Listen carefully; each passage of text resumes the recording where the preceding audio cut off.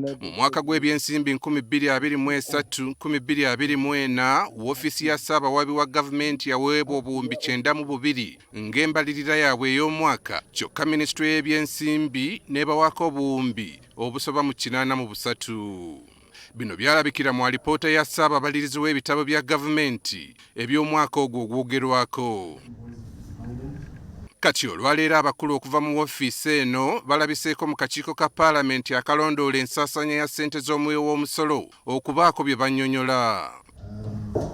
Kyokka olw'embeera eriwo eya kkooti ensukkulumu okujungulula obuyinza bwa kkooti y'amagye okuwozesa abantu ba bulijjo n'emisango egyalimu ne gisindikibwa mu kkooti eza bulijjo, ababaka baagadde okumanya fayiro mmeka ezivudde mu kkooti y'amagye nga kati ziri mu mikono gya Ssaabawaabi wa gavumenti. Ne ku bantu baffe abali mu makomera naddala ababadde mu court martial abasaanidde Supreme Court byasalawo babatwala eno. Supreme Court did not amend the constitution. So as DPP, office of the DPP, we do not control cases in the court martial. So we are waiting for the files that will come to us. Some of them have come, others have not yet come.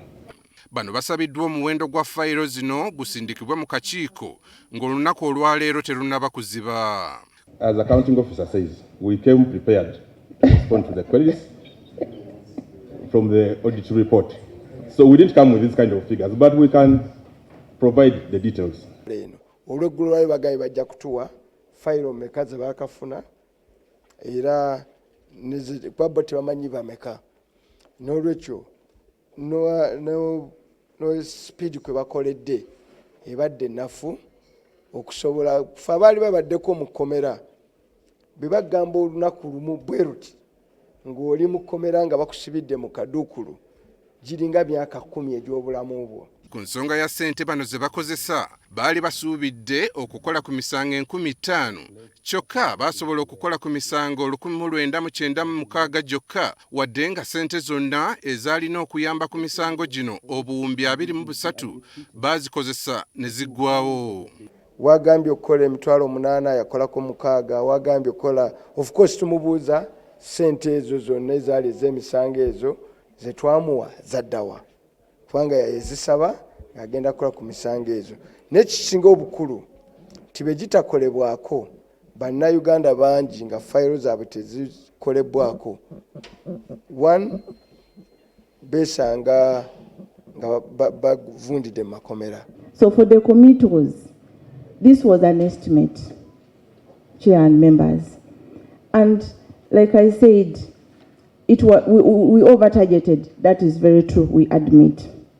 And going forward, we are saying we are using this financial year's performance to determine what we plan for next financial year.